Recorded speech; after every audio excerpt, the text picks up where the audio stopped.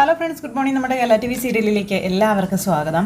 അങ്ങനത്തെ നമ്മുടെ അനിയാണെന്നുണ്ടെങ്കിൽ രണ്ടും കൽപ്പിച്ച് എല്ലാവരോടും തൻ്റെ മനസ്സിലുള്ള കാര്യങ്ങൾ പറയാനായിട്ട് വന്നിരിക്കുക. അപ്പോൾ എന്താ നീ ഇങ്ങനെയൊക്കെ പറയുന്നത്? ആ ഒരു കാര്യമൊക്കെ ഇവരിങ്ങനെ ചോദിക്കുമ്പോഴത്തേക്കും ഇതിനു മുമ്പ് ഞാൻ ആരെയും ധിക്കരിച്ചിട്ടില്ല, എല്ലാവരും പറയുന്ന കാര്യങ്ങളൊക്കെ അനുസരിച്ചിട്ടേ ഉള്ളൂ, മുത്തശ്ശനും അതുപോലെ അച്ഛനും വെല്ലിച്ചനും ഒക്കെ പറയുന്ന കാര്യങ്ങൾ അനുസരിച്ചിട്ടേ ഉള്ളൂ എന്നൊക്കെ പറഞ്ഞ് എല്ലാം പറയണു. പിന്നെ തനിക്ക് ഈ ഒരു വിവാഹത്തിനോട് താല്പര്യമില്ല, അവന്തികയെ താൻ പെങ്ങളായിട്ടാണ് കണ്ടതെന്നും അവളെ ഭാര്യയായിട്ട് കാണാൻ തന്നെ കൊണ്ട് സാധിക്കില്ലെന്നും അടിവരയിട്ട് നമ്മുടെ അനി പറയുക. അപ്പം അനി അത് പറയുന്നത് കേട്ട് കഴിഞ്ഞപ്പോഴത്തേക്കും അവർക്ക് എല്ലാവർക്കും ഭയങ്കര അന്താളിപ്പ്. പ്രത്യേകിച്ച് ജാനകി, നീ ഇപ്പോഴാണോ ഇങ്ങനെയൊക്കെ പറയണോ, അങ്ങനെ ഇങ്ങനെയാണെന്നൊക്കെ പറഞ്ഞ് ജാനകി വലിയ ആൾ കളിച്ച് വലിയ ഷോ കാണിച്ചതാണ്. അപ്പോഴത്തേക്കും എൻ്റെ ഡയലോഗ് മകൻ അമ്മയോട് ചോദിക്കുമ്പോൾ പിന്നെ അമ്മയ്ക്ക് മിണ്ടാട്ടോ ഇല്ല. അപ്പം തൻ്റെ മനസ്സിൽ ഒളിഞ്ഞിരിക്കുന്ന പെൺകുട്ടി നന്ദു ആണെന്ന് എല്ലാവരുടെയും മുന്നിൽ ധൈര്യമായിട്ട് ഉറക്ക വിളിച്ചു പറഞ്ഞു അനി. അവളല്ലാതെ മറ്റൊരു പെണ്ണും എൻ്റെ മനസ്സിലില്ലെന്നും നന്ദുവിനെ അല്ലാതെ തനിക്ക് മറ്റാരെയും ഭാര്യയായി കാണാൻ സാധിക്കില്ല എന്നും. അത് കേട്ട് കഴിഞ്ഞപ്പോഴത്തേക്കും മുത്തശ്ശനും മുത്തശ്ശിയും നയനയും ഒക്കെ അന്തം വിട്ടിങ്ങനെ നിൽക്കുക. അപ്പം മുത്തശ്ശൻ പറഞ്ഞു, ഒരു കാരണവശാലും കനകയും ഗോവിന്ദനും ആ ഒരു വിവാഹത്തിന് സമ്മതിക്കില്ലെന്നുള്ളത് പറഞ്ഞതല്ലേ, പിന്നെയും നീ അതിൻ്റെ പിന്നാലെ ഇങ്ങനെ നടക്കുന്നത് കൊണ്ട് കാര്യമില്ല എന്ന് പറയുമ്പം ആര് സമ്മതിച്ചാലും സമ്മതിച്ചില്ലെങ്കിലും എനിക്ക് പ്രശ്നമൊന്നുമില്ല. ഇനി നന്ദുവിനെ എൻ്റെ ജീവിതത്തിലേക്ക് എനിക്ക് കൂട്ടാൻ പറ്റിയില്ലെങ്കിൽ പോലും എനിക്കതിൽ പ്രയാസവും ഇല്ല. ഞാൻ ഇങ്ങനെ തന്നെ അങ്ങ് ജീവിച്ചോളാം. ഒരു കാരണവശാലും എൻ്റെ ജീവിതത്തിൽ അനാമികയെ പോലെ അവന്തികയെ കൊണ്ടുവരാൻ എനിക്ക് താല്പര്യമില്ല എന്ന് അനി എല്ലാവരോടും പറയാം. അപ്പോൾ ഇത് കേട്ട് കഴിഞ്ഞപ്പോഴത്തേക്കും എല്ലാവർക്കും ഇപ്പം ഈ ഒരു നിശ്ചയത്തിൻ്റെ കാര്യം അവിടെ റെഡി ആയിക്കൊണ്ടിരിക്കുന്നു, അവന്തിക ഒരുങ്ങാൻ പോയിരിക്കുന്നു, ഇനിയിപ്പം അവന്തിക മോളോട് എന്തു പറയും തുടങ്ങിയ കാര്യങ്ങളൊക്കെ ഇങ്ങനെ ആലോചിക്കുക. ആ സമയം മുത്തശ്ശനാണെങ്കിൽ ആകെ ധർമ്മസങ്കടത്തിലായി. മുത്തശ്ശന് കൃത്യമായിട്ട് വ്യക്തമായിട്ട് മര്യാദപരമായിട്ടൊരു തീരുമാനം എടുത്തേ പറ്റുള്ളൂ. മുത്തശ്ശൻ എന്നിട്ട് ഇങ്ങനെ ഇരുന്ന് ആലോചിക്കുകയാണ് എന്ത് ചെയ്യണം. അപ്പോൾ ഇദ്ദേഹം എന്തൊന്നും മിണ്ടാത്തതെന്ന് മുത്തശ്ശി ചോദിച്ചു. അപ്പോൾ ഒരു തവണ അവൻ്റെ വാക്കുകൾ കേൾക്കാതെ ചെയ്തതിൻ്റെ ഭവിഷ്യത്താണ് നമ്മളെല്ലാം ഇപ്പോഴും അനുഭവിച്ചുകൊണ്ടിരിക്കുന്നത്. ഇനിയും അവനെ മനസ്സിലാക്കാതെ അവൻ്റെ സങ്കടങ്ങൾ കേൾക്കാതെ നമ്മൾ നമ്മുടേതായ തീരുമാനത്തിൽ മുന്നോട്ട് പോയി കഴിഞ്ഞാൽ ഇനിയൊരു തെറ്റു പറ്റിയാൽ അത് നമ്മളെ കൊണ്ട് തിരുത്താൻ സാധിച്ചെന്ന് വരില്ല എന്ന കാര്യം മുത്തശ്ശൻ എങ്ങനെ അവിടെ ഇരുന്ന് പറയുക. അതുകൊണ്ട് ഈ നിശ്ചയം വേണ്ടെന്നാണ് അച്ഛൻ പറയുന്നതെന്ന് ജാനകി ചോദിച്ചു. അപ്പോൾ ജാനകിയുടെ നേരെ അച്ഛൻ ഇങ്ങനെ ഒന്ന് നോക്കി. ആ കുട്ടിക്ക് അത്രയും ആഗ്രഹം കൊടുത്തിട്ട് ഇനിയും എങ്ങനെയാ അച്ഛാ എന്നൊക്കെ ചോദിക്കുകയാണ്. പിന്നെ ഇവൻ്റെ ഉള്ളിലിരിപ്പ് പോലെ നന്ദു എന്ന് പറയുന്ന ഒരുമ്പട്ടവളെ ഈ വീട്ടിലേക്ക് കയറ്റാൻ ഞാൻ ജീവിച്ചിരിക്കുമ്പോൾ സമ്മതിക്കില്ല എന്നും പറഞ്ഞായി ജാനകി. നിനക്ക് മിണ്ടാതിരിക്കാവോ എന്ന് മുത്തശ്ശൻ ചോദിക്കുക. അവന്തിക മോളെ നീ ഇങ്ങോട്ടേക്ക് കൊണ്ടുവന്നതും നന്ദുവിനോടുള്ള പകരം വീട്ടാനായിരുന്നു, എന്നിട്ട് നിൻ്റെ അവന്തിക മോൾ എന്താ ചെയ്തതെന്ന് ചോദിച്ചു. അതുപോലെയാണോ അച്ഛാ അനാമികയുടെ കാര്യമാണ്, അതുപോലെയാണോ അച്ഛാ അവന്തിക മോള് എന്ന് ചോദിക്കുമ്പോൾ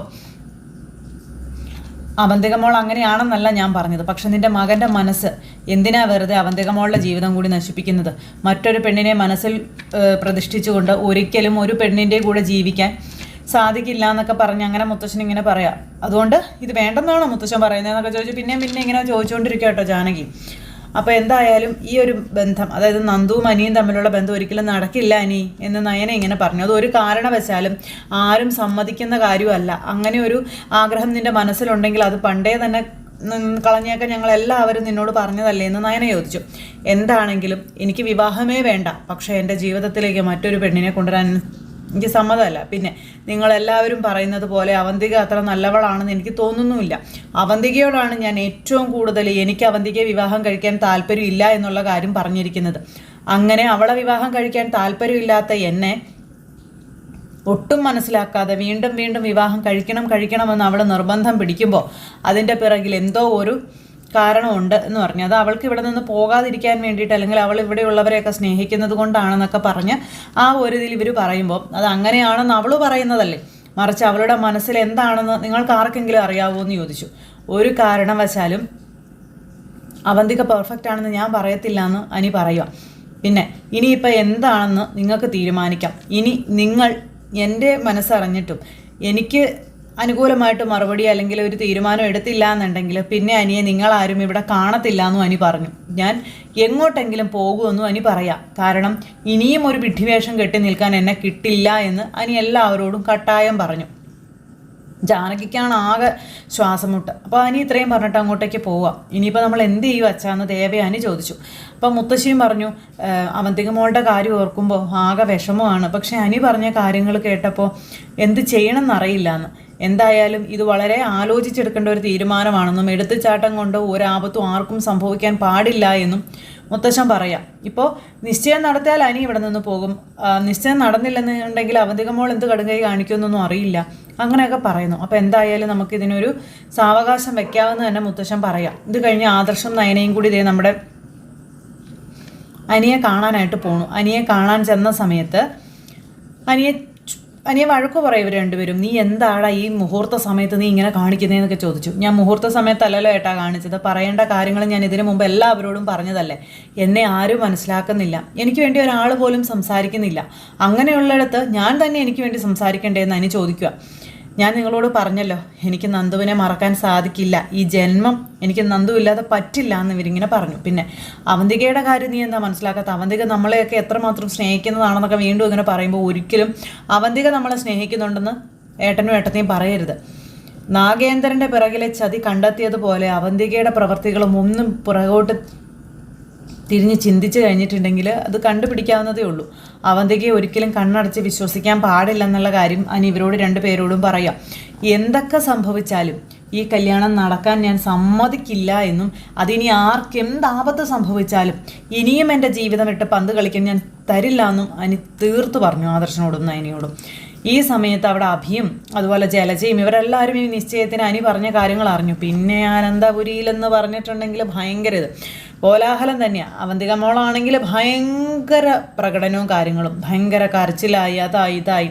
അപ്പോൾ മുത്തശ്ശൻ്റെ മുന്നിൽ വന്നിരുന്ന അയ്യോ മുത്തശ്ശൻ്റെ ചെല്ല കുട്ടിയായിട്ടിരുന്ന് ഇങ്ങനെ ഭയങ്കര പറച്ചിലും കരച്ചിലും ഒക്കെ ആയിട്ടിരിക്കുന്നു. ആ സമയത്ത് അവന് കുറച്ചുകൂടി സാവകാശം വേണമെന്നല്ലേ മോളെ പറഞ്ഞോളൂ എന്ന് മുത്തശ്ശൻ ചോദിച്ചു. അപ്പോൾ എന്തായാലും നമുക്കിത് കുറച്ച് ദിവസത്തേക്കും കൂടെ നീട്ടി വെക്കാം. എന്തായാലും ഇപ്പോൾ അവൻ്റെ മനസ്സാകെ ഇളകി മറിഞ്ഞിരിക്കുകയാണെന്നും കലങ്ങി മറിഞ്ഞിരിക്കുകയാണെന്നും അതുകൊണ്ട് തന്നെ മുത്തശ്ശൻ മോളോട് പറയുകയാണ് അവനെ മാറ്റിയെടുക്കേണ്ട ഉത്തരവാദിത്വം അത് മോളുടേതാണ്, മോളത് ചെയ്യണം.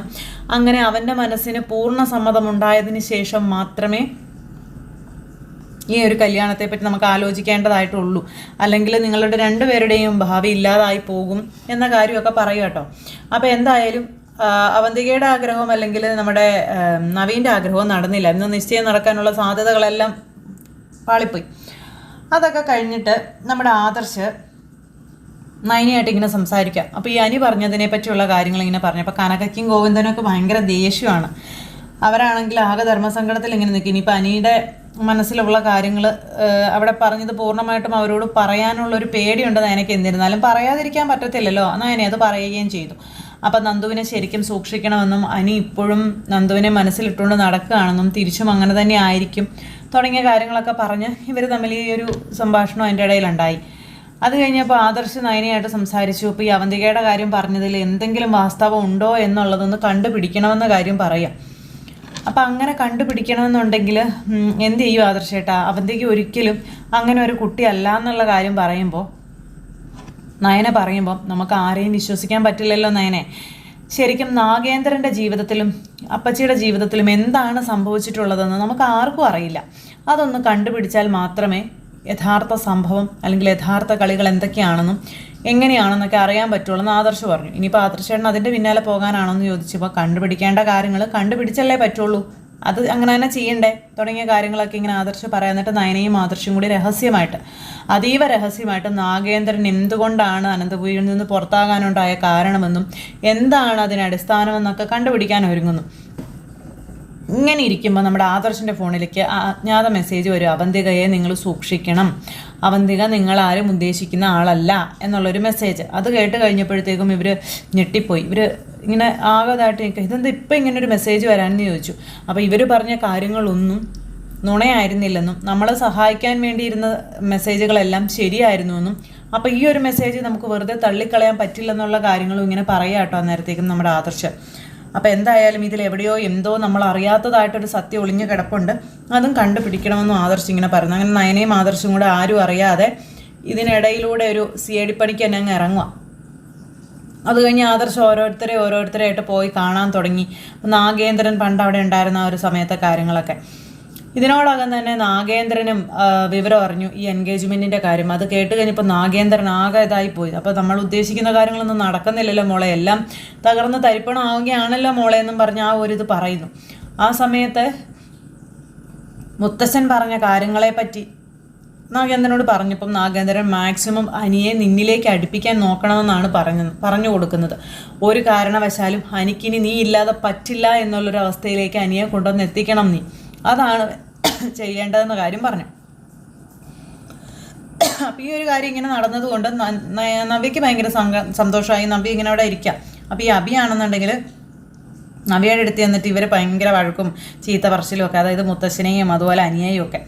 അപ്പോൾ നവ്യ പറഞ്ഞു, ഒരു കണക്കിന് ഈ എൻഗേജ്മെൻറ്റ് ഇച്ചിരി നീണ്ടു പോകുന്നത് നന്നായെന്നേ ഞാൻ പറയുള്ളൂ. അതെന്താ നീ അങ്ങനെ പറഞ്ഞത്?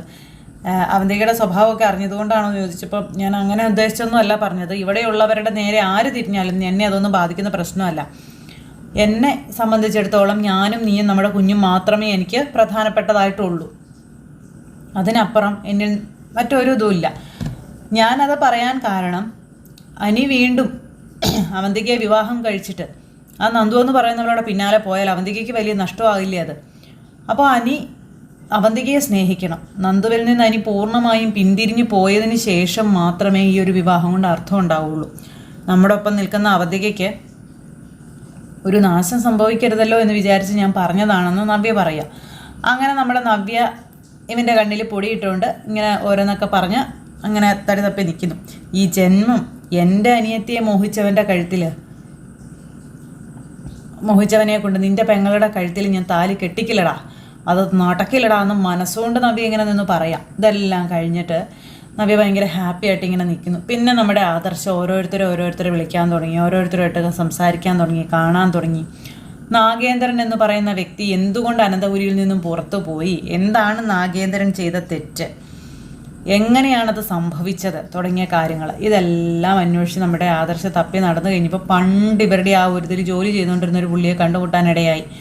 അങ്ങനെ കണ്ടുമുട്ടാനിടയായി അദ്ദേഹവുമായി സംസാരിച്ചു കഴിഞ്ഞപ്പോഴത്തേക്കും അന്ന് സംഭവിച്ചതായ കാര്യങ്ങൾ ഏകദേശം ഒരു ധാരണയോടുകൂടി അദ്ദേഹം ആദർശനോട് പറയാം.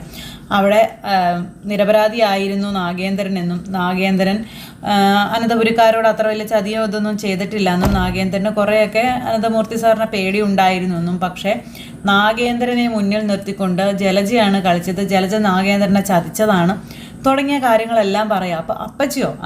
അതെ അപ്പച്ചി തന്നെ. അപ്പോൾ വലിയൊരു തട്ടിപ്പ് പുള്ളിക്കാരി നടത്തി. എന്നിട്ട് വീട്ടിൽ നിന്ന് പുറത്തു പോകാതിരിക്കാൻ, അല്ലെങ്കിൽ അത് അവരാരും അറിയാതിരിക്കാൻ നാഗേന്ദ്രൻ്റെ തലയിൽ കെട്ടിവെക്കാൻ നോക്കി. അപ്പോൾ നാഗേന്ദ്രനെ കൊണ്ട് അത് പറയിപ്പിക്കുക, അനന്തപുരിയിൽ മുത്തശ്ശൻ്റെ ഒക്കെ മുന്നിൽ അത് പറയിപ്പിക്കുക. അതായത് മുത്തശ്ശൻ അതൊക്കെ കണ്ടുപിടിച്ച് കഴിഞ്ഞപ്പോഴത്തേക്കും, ഇവൻ തട്ടിപ്പ് കണ്ടുപിടിച്ച് കഴിഞ്ഞപ്പോഴത്തേക്കും ജലജയ്ക്ക് പേടിയായി. അപ്പോൾ ജലജ എന്നാ ചെയ്തു, ഇത് നാഗേന്ദ്രൻ ചെയ്തതാണെന്ന് നാഗേന്ദ്രനെ കൊണ്ട് തന്നെ പറയിപ്പിക്കുക. അപ്പോൾ നാഗേന്ദ്രനെ അവരെല്ലാവരും തള്ളിക്കളഞ്ഞാലും ജലജ കൂടെ തന്നെ നിൽക്കുമെന്ന് ഉറപ്പും ജലജ നാഗേന്ദ്രന് കൊടുത്തു. അങ്ങനെ അവർ രണ്ടുപേരും കൂടെ സംസാരിച്ചു. അപ്പോൾ നാഗേന്ദ്രൻ അന്ന് ജലജയോട് ചോദിച്ചു, ദേ എന്നെ എല്ലാവരും ഇവിടെ നിന്ന് പുറത്താക്കിയാൽ നീ എൻ്റെ കൂടെ തന്നെ നിൽക്കുമോ, നീ എന്നെ ഉപേക്ഷിക്കുമോ? ഒരിക്കലും ഇല്ല, ഞാൻ ചേട്ടൻ്റെ കൂടെ കാണുമെന്നും പറഞ്ഞുകൊണ്ട് പുള്ളിക്കാരി വലിയ ഡയലോഗൊക്കെ അടിച്ച് കൂടെ നിന്നു. ഈ സമയത്ത് ഇതെല്ലാം കണ്ടുപിടിച്ച് നമ്മുടെ മുത്തശ്ശൻ നാഗേന്ദ്രനെ ചോദ്യം ചെയ്ത് കഴിഞ്ഞപ്പോൾ നാഗേന്ദ്രൻ അത് ചെയ്തതെന്ന് പറഞ്ഞു. അന്നേരത്തേക്ക് നാഗേന്ദ്രൻ്റെ മുഖമൊക്കെ അടിച്ച് പൊളിച്ച് നാഗേന്ദ്രനെ വലിച്ചഴച്ച് അവിടെ നിന്ന് ഇറക്കി ചവിട്ടി പുറത്താക്കി കമ്പനിയിൽ നിന്ന്. അത് കഴിഞ്ഞ് വീട്ടിലേക്ക് ചെന്ന് കഴിഞ്ഞപ്പോഴേക്കും ഈ വിവരങ്ങൾ വീട്ടിലെല്ലാവരും അറിഞ്ഞു, എല്ലാവരും സംസാരിച്ചു, അതും പ്രശ്നമായി. ഈ സമയത്ത് ജലജയോട് എന്താണ് നിൻ്റെ തീരുമാനം, ഇവൻ്റെ കൂടെ പോകുന്നു? അപ്പോൾ ഞാൻ പോയിക്കോളാം, എൻ്റെ ഭാര്യയും കുഞ്ഞുങ്ങളെയും എൻ്റെ കൂടെ വിടണമെന്ന് നാഗേന്ദ്രൻ പറഞ്ഞു. അപ്പോൾ അച്ഛൻ മോളോട് ചോദിച്ചു, നിൻ്റെ തീരുമാനം എന്താ, നിനക്ക് ഇവൻ്റെ കൂടെ പോകണോ എന്ന് ചോദിച്ചപ്പോഴത്തേക്കും എനിക്ക് പോകണ്ട, ഇതുപോലൊരു കള്ളൻ്റെ കൂടെ എനിക്ക് പോകണ്ടെന്നും പറഞ്ഞ് ജലജ കാലുവാരി. ആ സമയത്ത് കേട്ടില്ലേടാ അവൾ പറഞ്ഞത്, എൻ്റെ മോൾക്ക് നിന്നെ വേണ്ടാന്ന്. അതും പറഞ്ഞ് നാഗേന്ദ്രനെ അവിടെ നിന്നും മുത്തശ്ശൻ അടിച്ച് പുറത്താക്കി. അപ്പോൾ അങ്ങനെ കുറേ കാര്യങ്ങളൊക്കെ ഇങ്ങനെ എല്ലാം പുറത്തേക്ക് വരുവാണ്. ജലജയുടെ സകല ചതികളും നാഗേന്ദ്രനുമായിട്ടുള്ള അനന്തപുരിയുടെ യഥാർത്ഥ പ്രശ്നങ്ങൾ എന്താണെന്ന് നമ്മുടെ ആദർശ് കണ്ടെത്തിയിരിക്കുന്നു. ഇനി അതിൻ്റെ പിറകിൽ എന്തൊക്കെ കളികൾ ഉണ്ടാകുമെന്നും ഏതൊക്കെ വഴികളിലൂടെ സഞ്ചരിക്കേണ്ടി വരുമെന്നൊക്കെ ഉള്ളത് അടുത്ത എപ്പിസോഡുകളിൽ നമുക്ക് കാണാം. അപ്പോൾ ആരും മിസ് ചെയ്ത് കളയാതെ എല്ലാവരും കാത്തിരുന്ന് കാണണം കേട്ടോ. നാഗേന്ദ്രൻ എന്ന് പറയുന്ന വ്യക്തി തെറ്റിദ്ധരിക്കപ്പെട്ടാണ് അനന്തപുരിയിൽ നിന്ന് പുറത്താക്കപ്പെട്ടത് എന്ന് തിരിച്ചറിഞ്ഞു കഴിയുമ്പോൾ ആദർശ് ഏത് രീതിയിൽ ഇനി നാഗേന്ദ്രനോട് പ്രതികരിക്കും, അല്ലെങ്കിൽ ജലജയോട് പ്രതികരിക്കും, ഇതൊക്കെ ഉള്ള വിഷയങ്ങളൊക്കെ ഉണ്ട് നമുക്ക് കാണാനായിട്ട്. അപ്പോൾ എല്ലാവരും കാണുമെന്നുള്ള പ്രതീക്ഷയോടെ, വീണ്ടും കാണാമെന്നുള്ള പ്രതീക്ഷയോടെ നിർത്തുന്നു. എല്ലാവർക്കും നല്ലൊരു ദിവസം ആശംസിച്ചുകൊണ്ട്, എല്ലാവരുടെയും സപ്പോർട്ടിനും സ്നേഹത്തിനും ഒത്തിരി നന്ദി ഹൃദയത്തിൻ്റെ ഭാഷയിൽ അറിയിച്ചുകൊണ്ട് വീണ്ടും കാണാമെന്നുള്ള ശുഭാപ്തി വിശ്വാസത്തോടെ നിർത്തുക കേട്ടോ. എല്ലാവർക്കും ടാറ്റ. പിന്നെ നമ്മുടെ ചാനൽ ആദ്യമായിട്ട് കാണുന്നവരുണ്ടെങ്കിൽ ഒന്ന് സബ്സ്ക്രൈബ് ചെയ്യണേ. തൊട്ടടുത്ത് കാണുന്ന ബെൽബട്ടൺ അമർത്തി കഴിഞ്ഞിട്ടുണ്ടെങ്കിൽ നമ്മുടെ വീഡിയോസ് എളുപ്പത്തിൽ കാണാൻ കഴിയുന്നതായിരിക്കും. നോട്ടിഫിക്കേഷനായിട്ട് നിങ്ങളുടെ ഫോണുകളിലേക്ക് എത്തുന്നതായിരിക്കും. അപ്പോൾ എല്ലാവരോടും നന്ദി.